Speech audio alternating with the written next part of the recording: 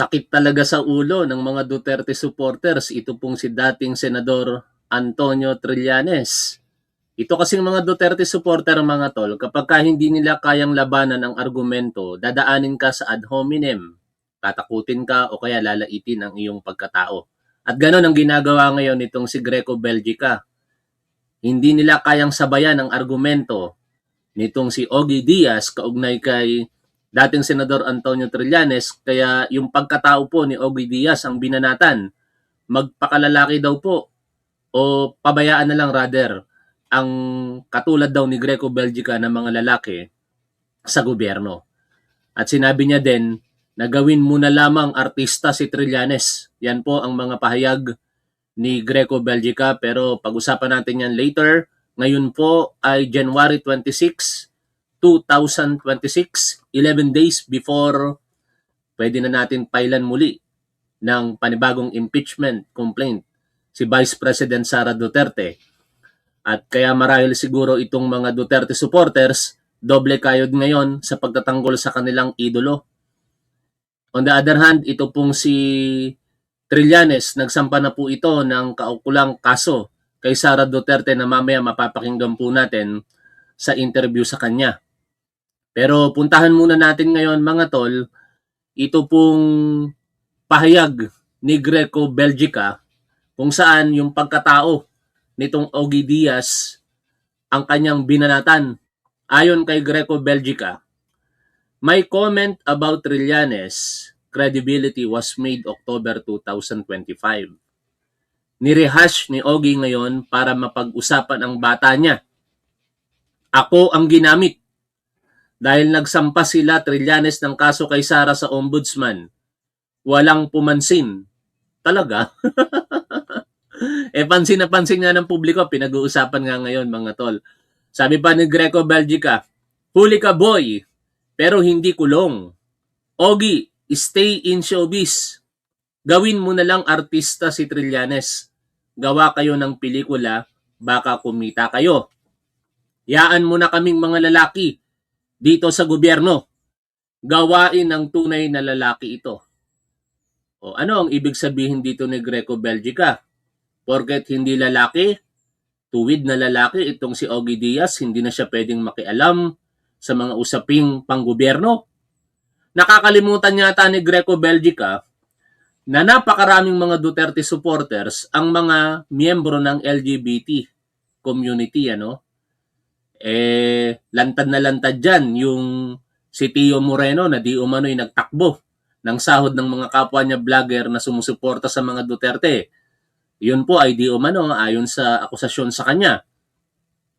Nandyan din yung Attorney Regal at marami pang iba na hindi ko na po iisa-isahin pa, pero alam naman natin na ang kanilang pagkatao ay kabilang sa mga LGBT.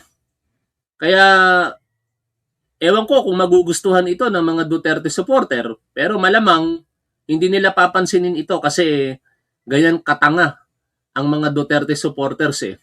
Basta pabor para sa kanilang idolo, kahit yung kanilang pagkatao ay maaaring tamaan sa pahayag ng kasamahan nila sa grupo, pababayaan lamang nila yan.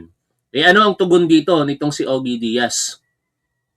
Sabi ni Ogie Diaz, 12 hours ago sa kanyang Facebook page, Mr. Belgica, kung nirehash ko lang po ito, ang importante confirmed na sinabi mo noong October 2025. Tama? So, ibig sabihin, nag-iba na ang impresyon mo kay Trillanes ngayong 2026? Credible na ba sa'yo siya ngayon? O di mo lang matanggap na tama lahat ang mga hawak niyang ebidensya? Alam niyo mga tol, tingin ko di uubra sa argumento dito si Greco Belgica eh. Kasi kung titingnan natin ang kasaysayan, very consistent ito pong si Antonio Trillanes sa paglaladlad sa mga ginagawa po ng mga Duterte. Nung una nga, akala lang ng marami sa atin paninira lamang sa mga Duterte kung bakit po siya nagsasalita dahil sa politika. Pero napatunayan natin mismo na kung meron mang na politika, hindi yun ang mga Duterte kung hindi sina Trillanes at yung mga kritiko niya sa panahon ng Duterte administration. Dahil nakikriticize sina Trillanes, dahil nag-iimbestiga sina Leila de Lima. Ano ang ginawa ng Duterte administration? Ayon mismo kay Trillanes, pinagsasampahan siya ng kaso, 36 ang mga ito. Yung iba hindi pa tapos. Pero lahat halos tapos na at napawalang sala siya. Sinubukan siyang suhulan, bilyon. Pero ang pinaka-worst, sinubukan siyang ipapatay ni Rodrigo Duterte, ayon kay Trillanes. Si Leila de Lima, hindi naman lingid sa kaalaman natin kung ano ang nangyari sa kanya. Iniimbestigahan nito ang extrajudicial killings na ang itinuturong ulo ay si Rodrigo Duterte hanggang sa maging senador ito. Patuloy po ito sa kanyang investigasyon sa pamamagitan ng kanyang komite sa Senado noon. Ano ang nangyari? Tinanggal siya sa komite na yon ng majority at kinalaunan ginawa ng kwento-kwentong kaso ng Duterte administration, 3 iyon, lahat no bail recommended kaya nakulong si Leila de Lima for almost 7 years. To be more exact or specific, 2,455 days kung tama ang pagkakaalala ko sa pahayag ni Leila de Lima. Ganon katagal naging biktima ng maruming politika si Leila de Lima. Hindi ako fan ni Leila de Lima. Pero ngayon, fan na ako ni dating Senador Antonio Trillanes.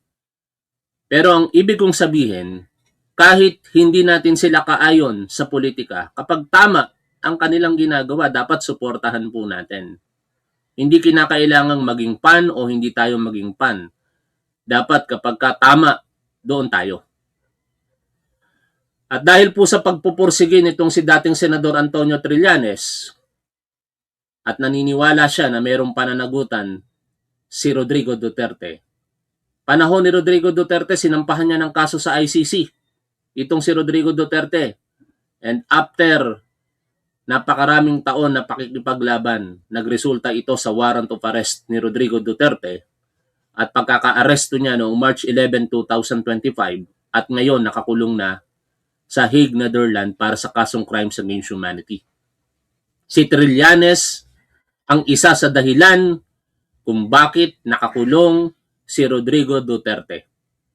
At hindi naman pwedeng laway lamang ang puhunan dyan ni Trillanes. Siyempre, kaya nga kinatigan niya ng International Criminal Court dahil sa mga malalakas na ebidensya na hawak ng mga nagrereklamo at ngayon ng prosecution sa ICC. At yon ang hindi marahil matanggap nitong si Greco Belgica na posibleng mangyari sa kanyang idolo na si Sara Duterte. Kapag si Trillanes kasi ang gumalaw, kaakibat niyan ang mga malalakas na ebidensya. At siguro iniisip ni Greco Belgica, baka makulong din itong si Sara Duterte. Ang kasong iniharap nitong si Trillanes nitong nakaraang linggo lamang, plunder, bribery, graft and corrupt practices act, malversation of public funds. 2 po dyan ang no bail recommended. Kaya pagka umusbong o I hope makilusan yan ng Office of the Ombudsman at maisampayan sa Sandigan Bayan. Baka labasan ng warrant of arrest itong si Sara Duterte at makulong habang dinidinig ang kaso. Hindi nila kayang labanan yung mga argumento na yon, kaya dadaanin na lamang nitong si Greco Belgica sa mga ganitong ad hominem. Pagtira sa pagkatao ng mga kritiko ng mga Duterte. Ituloy ko po ang binabasa natin. Sa Ginoong Belgica, ayon kay Ogie Diaz, huwag mo lang ilimit sa mga tunay na lalaki ang dapat may kinalaman sa gobyerno. I agree. Tandaan natin mga tol, hindi pamantayan ang pagkatao ng isang individual. Yung kanyang gender preference, kung siya po ba ay magiging epektibo o hindi sa paglilingkod sa gobyerno. Greco Belgica, naturingang makadiyos ka at sabi nila pastor ka daw, pero ganyan ang pag-uugali mo, ganyan ang pagsasalita mo, napakababa ng tingin mo sa mga LGBT. Lahat ng mamamayang Pilipino, bakla, tomboy, mukhang buwaya man yan o linta, lahat. Dami mo ring supporters na bakla. So paano sila? Doon na lang sila sa parlor o sa dress shop dahil pang tunay na lalaki lang ang usaping gobyerno, ani ni Ogie Diaz. Meron nga dyan tunay na lalaki, pinagkatiwalaan ng posisyon, nagbulag-bulagan at nagbingi-bingihan naman, di ba? Palagay mo, sino-sino yung tinutukoy ko? Tanong ni Ogie Diaz. Malamang, ang tinutukoy dito ni Ogie Diaz, si Greco Belgica mismo. Bakit? Si Greco Belgica, mga tol, pinagkatiwalaan ito ng Duterte administration dahil sip-sip kay Rodrigo Duterte. Isang posisyon na napakasensitibo sa paglaban sa katiwalian sa ilalim ng Duterte administration. Ang tanong, may nagawa ba si Greco Belgica? May napakulong ba siya? Nakalulungkot ngang isipin kasi merong isang magaling na doktor, si Dr. Yumol, nasira ang buhay dahil nagtiwala dito kay Greco Belgica. Alam ninyo ang kwento kay Dr. Yumol? Si Dr. Yumol ay nagsiwalat ng mga illegal na gawain partikular sa droga sa kanilang lalawigan sa Basilan. Ano ang nangyari?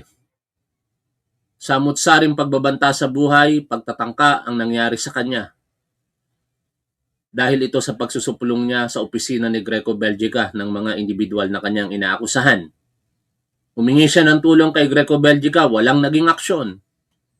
Hanggang sa dumating ang punto na naulit-ulit yung pagtatangka sa buhay nitong si Dr. Yumol hanggang sa magtago siya. At I remember once, hindi ko to ipinagyayabang mga tol, maliit na halaga lang naman.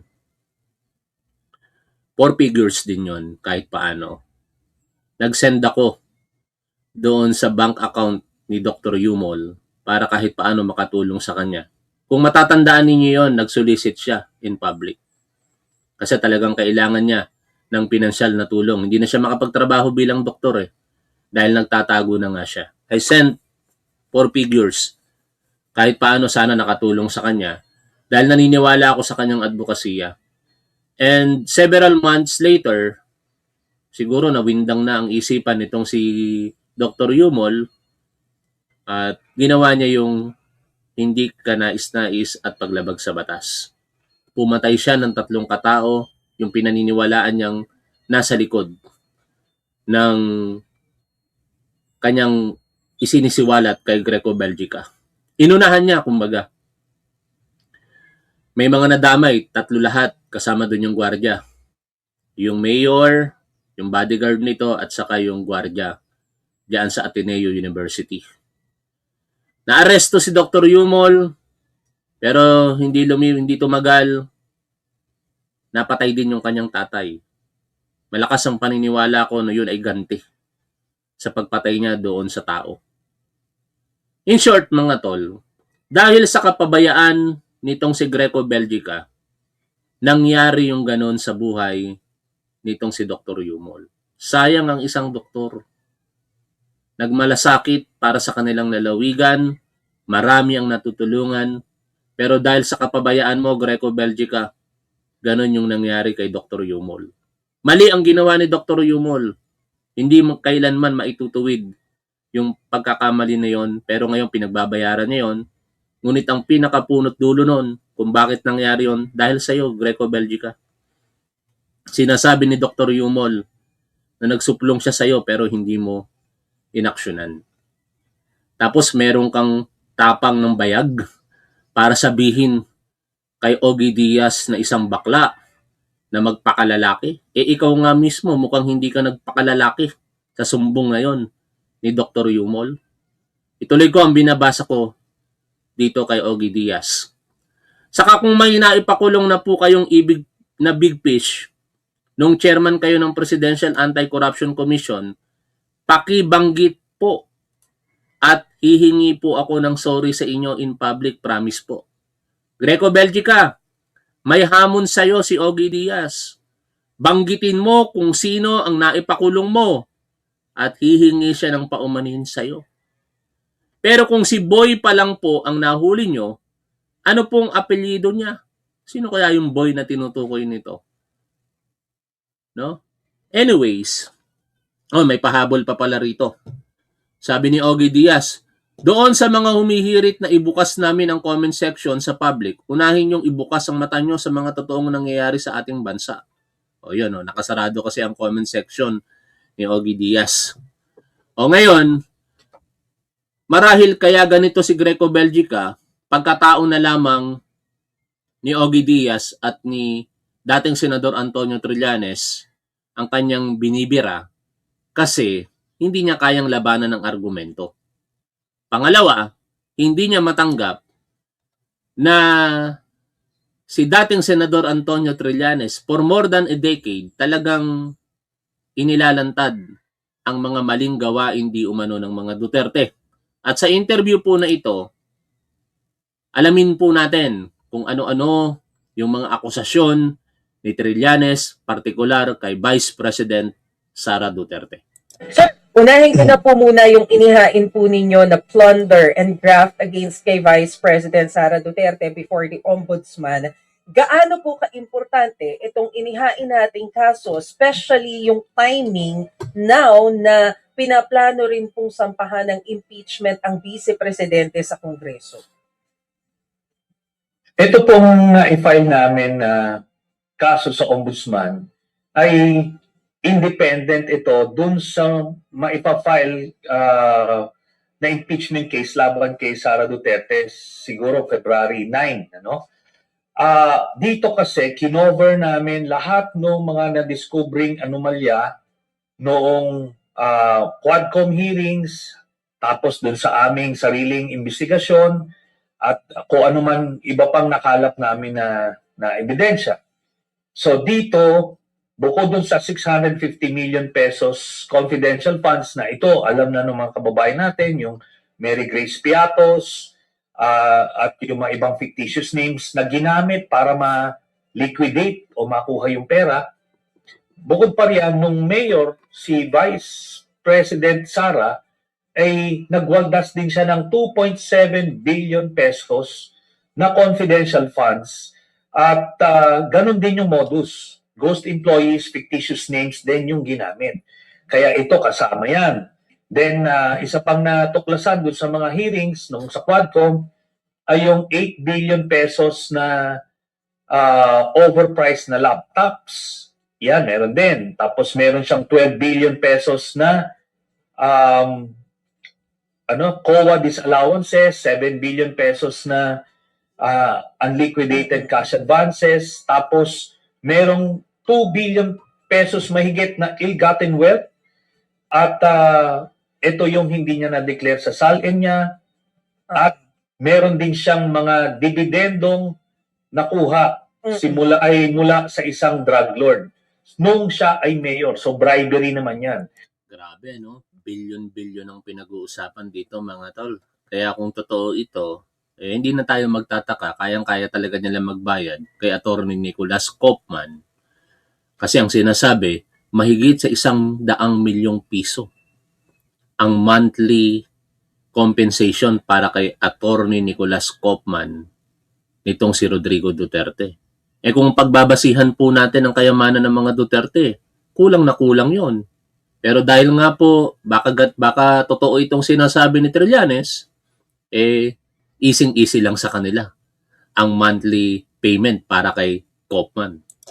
Kaya lahat ito, ilan lang yan dun sa mga naipasok doon sa kasong i-file namin. Although, sir, we understand na independent po yung kaso na yun kasi sa ombudsman siya. Yeah. Kaya lang kasi, we're expecting na magiging parallel dahil meron ting, sabi nga po Yes. ninyo, February 9, tama po ba? Sino po yung ina-expect natin na mag-file on February 9? And ano yung kaibahan? Oy, maraming salamat sa nag-send ng stars sa Facebook. Matagal akong hindi naka-receive ng stars sa Facebook. Ann Berengel, maraming salamat po sa inyo, ha.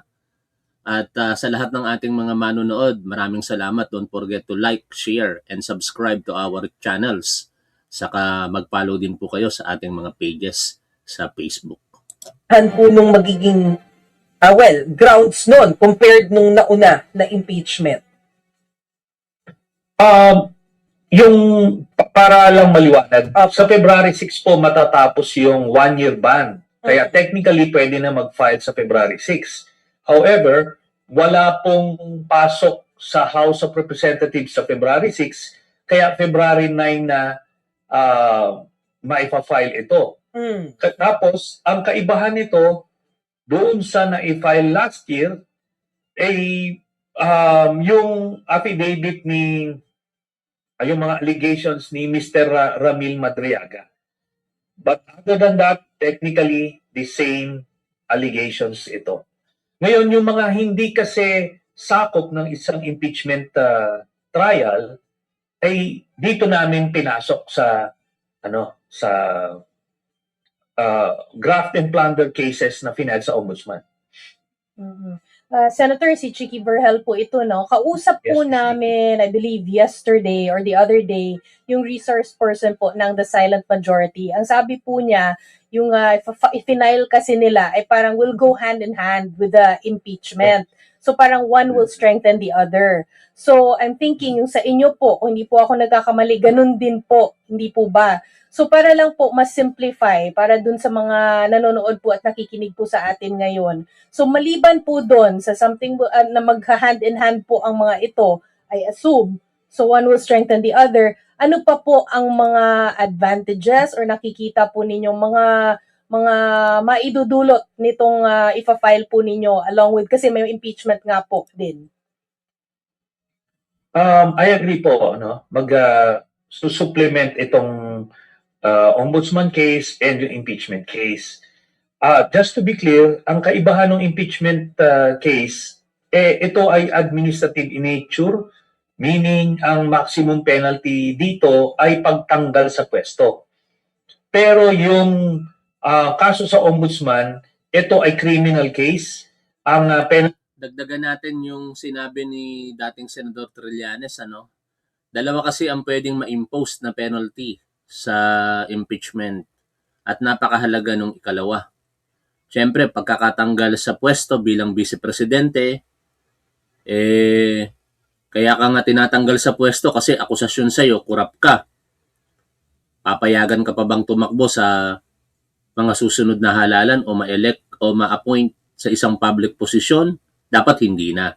Kaya kasama sa penalty dapat ay yung perpetual absolute disqualification to hold public office. Ibig sabihin, kapag ka na-convict sa isang impeachment court ang isang impeachable officer, hindi lamang sapat na tanggalin siya sa pwesto. Dapat pagbawalan siya kailanman na hindi na siya pwedeng lumahok either by election or by appointment sa serbisyo publiko. Patuloy po tayo sa pakikinig po dito. penalty dito ay pagkakulong. Kaya yun ang kaibahan niya. Pero almost the same body of evidence na gagamitin, yung mga hindi covered ng impeachment trial, yung mga acts when she was mayor, pwede pa rin ipresenta yon to establish a pattern of behavior na hindi lang ito minsanang ginagawa ni Sara Duterte, kung hindi simula pa nung siya ay mayor, ay ginagawa niya na yung parehas na modus. Kaya that should help convince yung mga huwes dito, yung mga senador eventually, at yung mga congressman naman na i-impeach sa House of Representatives. Mm-hmm. Ano pong klase or anong nature po ng mga evidence po natin, lalo na po yung mga bagong evidence po? Ito, napakahalaga nito kasi mukhang ito, mga tol, yung pilit iniiwasan ng mga Duterte. Yung ebidensya na maaaring maipakita ng kampo ni Trillanes. Documentary evidence. Kasama dyan yung matagal na natin inaantay kung totoo ba talaga yung bank accounts ng mga Duterte. Kasi sinasabi ni dating Senador Trillanes, at naipakita nga po ito sa Quadcom, na mula noong 2007 hanggang 2016, ang mga accounts ng mga Duterte, mula kay Rodrigo Duterte down to Kitty Duterte, ay nakatanggap ng dividendo daw mula po sa illegal na droga. Worth 2.7 more or less billion pesos ang naglabas pasok, o 2.3, o gawin na lang natin 2.2 billion pesos kasi baka magkamali ako sa figures mahigit sa 2 bilyong piso ang sinasabi sa dokumento na ipinakita sa Quadcom na pera mula sa illegal na droga di umano ang naglabas-pasok sa mga accounts ng mga Duterte. Mainly documentary evidence, yung mga sa confidential funds, sa Davao, dito sa OVP, sa DepEd Secretary. So, yan mga COA reports at yung mga other financial reports na sinamitin nila doon sa Quadcom. Pero meron din mga testimonial evidence kasi meron isang undersecretary ng DepEd na siya mismo ang nag-admit na isa siya sa tumatanggap ng payola galing kay VP Sara. So may ganyan. Then meron ito ngayon yung bago, yung allegations ni Mr. Ramil Madriaga. Ito rin ay nakapasok ito dito sa inihain namin na kaso. Then finally, yung bank accounts documents na sinamiti ko pa noong 2016 na nandoon yung pamilya Duterte kung saan nakikita kung paano sila tumatanggap every 6 months ng dividendo mula sa isang drug lord at ito in the form of managers checks under their names. So 40 to 50 million ang natatanggap noong pamilya Duterte simula kay Digong, Sara, Pulong, Baste, Hanilet, kasama si Kitty, tumatanggap sila ng dividendo mula sa isang drug lord. In the case ni VP Sara, siya nung tinatanggap niya to ay siya ay mayor ng Davao City. So hindi lang sa hindi niya dineclare sa kanyang salin, kung hindi, bribery din ito kasi siya ay nasa pwesto noong mga panahon na yon.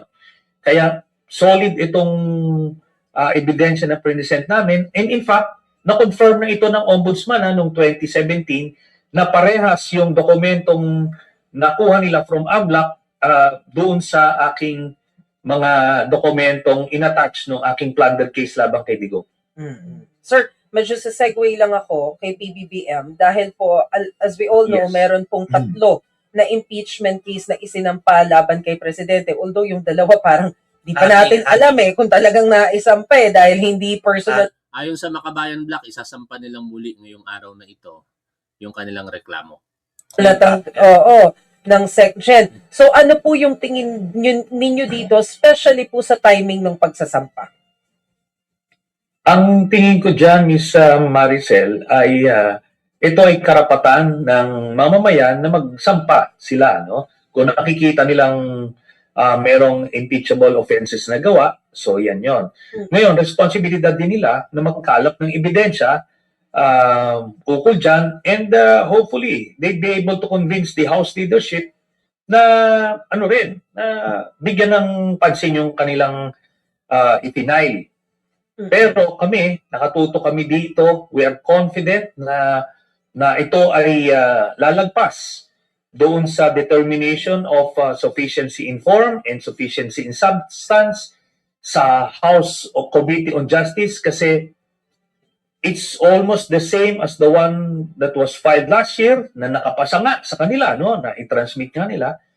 Tapos nadagdagan pa ito nung testimonya ni Mr. Ramil Madriaga. So there is no reason for them to deny or to find this insufficient in substance. Kasi the very same members of Congress ang nagpasa nito.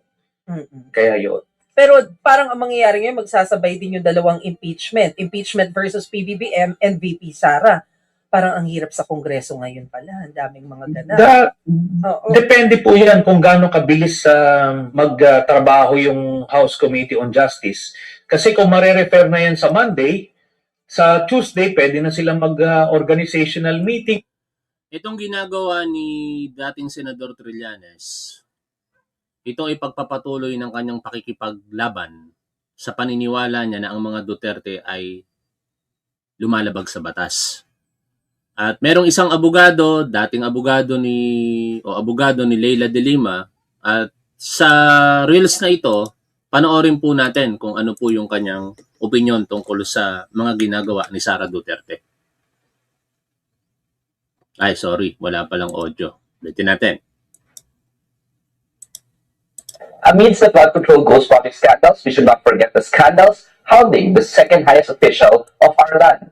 No one, not even the president nor the vice president, stands above the law. Kaya mga miyembro ng Tignig Pilipinas ay nagsumite ng sulat kay Ombudsman Crispin Remulla. Ang dulog namin, he should ensure as the Ombudsman that there is proper conduct of full and impartial investigation into the grave allegations against VP Sara. The law is clear. Under the Ombudsman Act, the office has the power to investigate serious misconduct by officials removable by impeachment for the purposes of filing a verified complaint. We haven't forgotten VP Sara's threats of assassination of the country's highest officials. This is alarming because VP Sara herself is the main beneficiary if the president is killed. Patuloy rin na tanong ng taong bayan, saan napunta ang confidential funds ng OVP at DepEd? Bakit may mga bilyon-bilyon si VP Sara na cash flow di umano sa mga bank accounts niya ayon sa AMLC? Yes, the Supreme Court barred the last impeachment on procedural grounds, but it was not absolution. Kaya napaka-importante ng investigasyon ng Ombudsman ngayon to preserve evidence, protect witnesses, and prepare cases where warranted. We Filipinos deserve answers. Conduct the probe, Mr. Ombudsman. Let evidence speak. Uphold the rule of law so that our children will inherit institutions they can trust. Ombudsman, Boying Remulla. Baka naman po, wag niyo po sanang tulug-tulugan diyan po sa Ombudsman. Kahit marami pong mga problema sa flood control project anomalies, sana hindi po maisang tabi. Ito pong reklamo ni dating Senador Antonio Trillanes diyan kay Vice President Sara Duterte. Magpatawag na sila ng hearing o following the 3-day rule, the first week of February, pwede na sila mag-conduct ng hearing to determine the sufficiency in form and sufficiency in substance. Pagka hindi sila nakalusot doon, by the time magpa-file yung mga impeachment against Sara Duterte, baka na-dismiss na yung kaso na yan. Yun lang yung isang anggulo. Ngayon, kung pumasay yan sa sufficiency in substance, and that's another matter. Okay. Ako, Senator Trillanes, Yes. dalawa yung tanong ko, pero pag-iisahin ko na kasi isang tao lang naman yung topic si Senator Bato de la Rosa. No? So para mahimayin nyo na for us. First, yung update kung ano yung nasa saang estado na kayo doon sa kagustuhan yung mag-file ng ethics complaint laban sa kanya dahil sa hindi niya pagpasok. Tapos pangalawa, kanina may mensahe daw ng happy birthday sa dahig itong dating Pangulo. Kay Senator Bato, sinabi, magpakatigas ka na parang bato. So, reaction nyo lang doon sa mga storya tungkol kay Senator Bato itong araw na ito. Ang intensyon sana namin ay bigyan siya ng 6 na buwan na absence sa Senado para talagang wala ng lusot. So, we're counting around May, pwede na siyang file ng ethics case. Ang precedence kasi nito ay yung nangyari kay Senator Lacson. Yes. Nung siya ay nagtagurin. Similarly, kasi ginawan siya ng kung ano-anong kaso ni GMA noon para ma-detain siya. After 9 months, nag-decide yung Senado na ipasara yung kanyang opisina at i-absorb na lang ng Senate Secretariat yung mga staff niya. So, we expect no less than that, pero we're pushing na ito ay ma-expel kasi ito wala siyang reason kung bakit siya nag-absent at hindi niya masabing he is being politically persecuted kasi si Senator Lacson noon, ayun ang basis niya na tipong pine-persecute siya. Singit lang ako mga tol, nadadivert yung attention nyo nitong isang Duterte supporter na tanga na nanonood sa atin.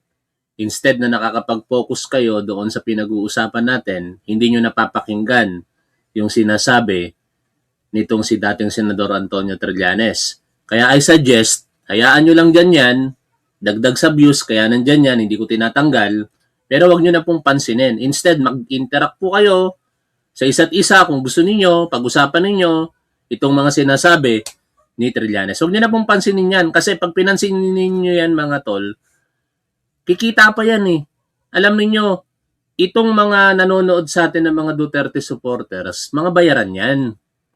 Hindi nila gagawin ang pagtsatsaga na manood sa akin, sa mga programa natin, sa iba pang mga programa nang wala po silang napapala. Siguro naman, common sense, no? Kapag ka masaya ka sa ginagawa mo, yun ay karapat-dapat. Kumbaga, logical thing to do na suportahan mo yung isang tao kasi masaya ka. Pero kung alam mo na galit ka doon sa sinasabi ng tao, tapos nangaasar ka lamang sa mga kapwa mo manonood, I believe that is either tanga ka o bayaran ka. Kaya dapat hindi nyo napupansinin yan, mga tol. Sundin nyo yung payo ng isang manonood natin dyan. Sabi niya, wag nyo nang pansinin yung mga tatanga-tangang Duterte supporters. Instead, focus tayo dito sa atin pong pinag-uusapan. Diba? May outstanding warrant. Ito ay, sabi ng iba't ibang ahensya ng gobyerno, wala pang warrant sila na hawak. So anong reason kung ba't nag-a-absent si Bato kung hindi talagang dereliction of duty ito? Ang tawag naman sa kanya dyan ni Atty. Dino, duwag, takot. Kismis pa lamang ng merong warrant of arrest, itong si Ronald De La Rosa, nagtatago na. No? Kaya hindi totoo na talagang mahal niya yung tatay nilang karton. Kasi kung talagang mahal niya yung tatay nilang karton, sasamahan niya yun eh. Diba, biruin mo, sinasabi niya, walang Bato De La Rosa kung walang Rodrigo Duterte. O tapos, sa panahon ng pangangailangan ng tatay niyang karton, ayaw niyang samahan. O, kaduwagan po yun, mga tol. At hindi totoong mahal niya si Rodrigo Duterte. Ayan. Yeah. So, Senator, by the looks of it, mukhang hindi nga papasok, baka abot nga kayo ng Mayo, no? Dahil, sinabihan ng kanyang, Tatay Digong na magpakatigas, so sabihin, panindigan yung pagtago, yun ang basa ng ilang observers dyan. Tapos talagang, hindi nga nagpapakita rin. Based doon sa kanyang birthday messages, alam niya na ayaw niya na magpakita muna. oo. Yes, pero ang ano dito kasi, alam nyo, kung talagang mahal niya si Tatay Digong, di ba? Sinasabi niya, talagang mahal na mahal niya, samahan niya doon. Di ba? Mas iimbing yung tulog niya, mas makakapiling niya yung pamilya niya kung Oy, pasensya na kayo kasi tawag ko dun sa tatay nila, karton eh. Biruin mo mga tol. Kung hindi ba naman, ewan ko kung anong tawag sa mga ganong tao.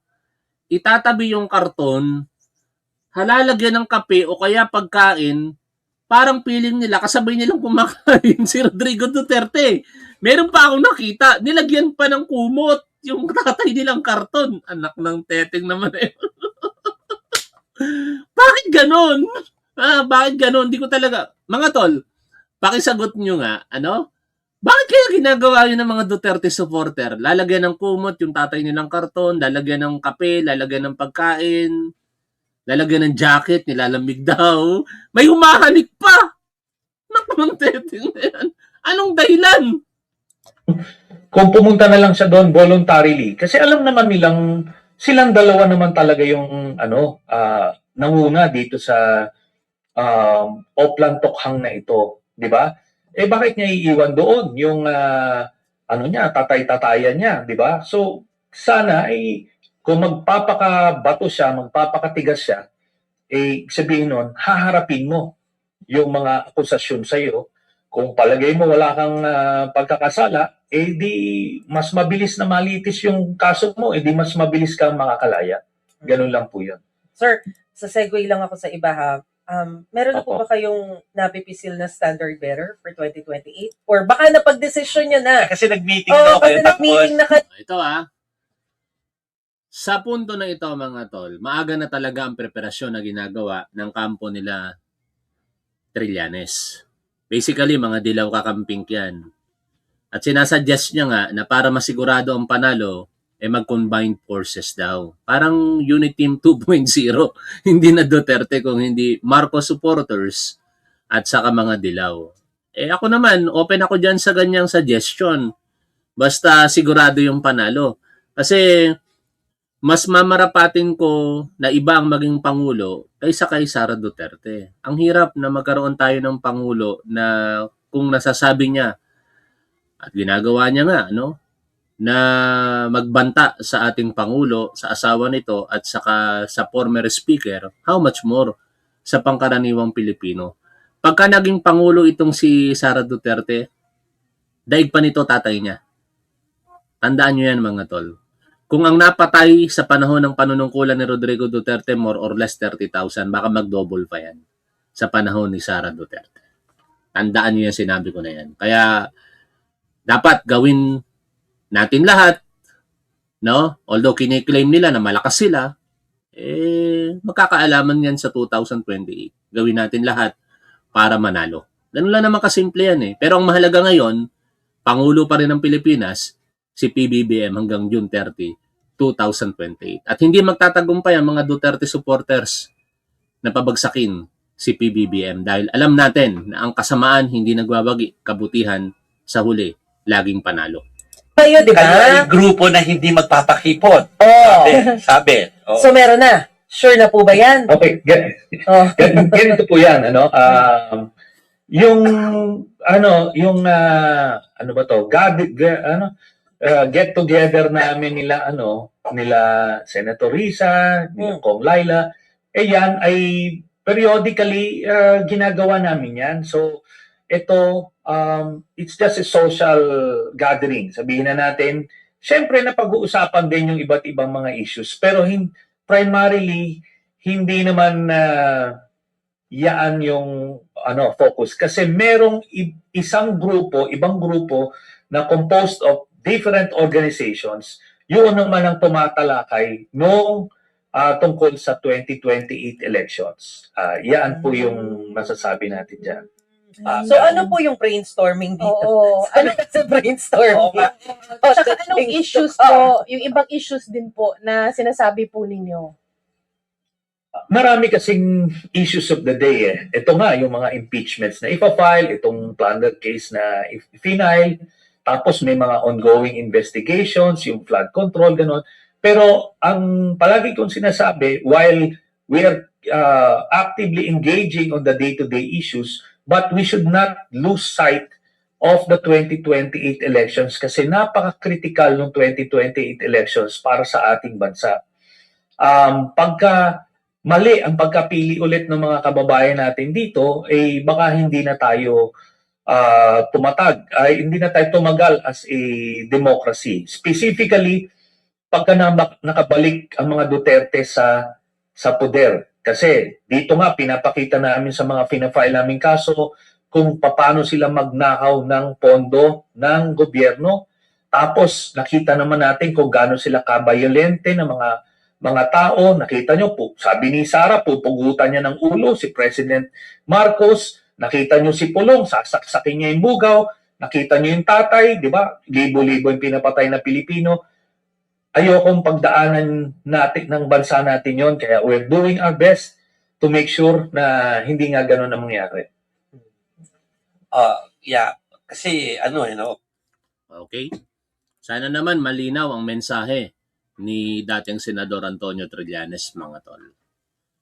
Matagal pa naman yan, 2028 pa. Marami pang maaaring mangyari.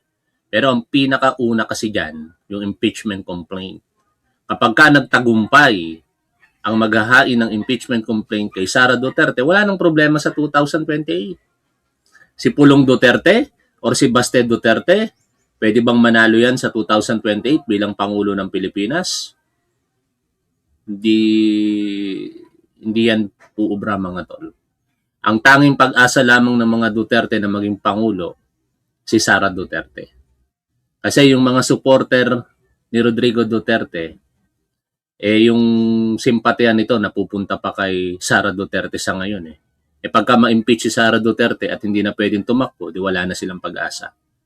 Sa isang banda, kung hindi magtagumpay ang impeachment complaint, ito namang kriminal na kaso na kinakaharap nitong si Sara Duterte. Let's see kung ano ang mangyayari dyan at kung ano ang magiging action dyan ng Office of the Ombudsman.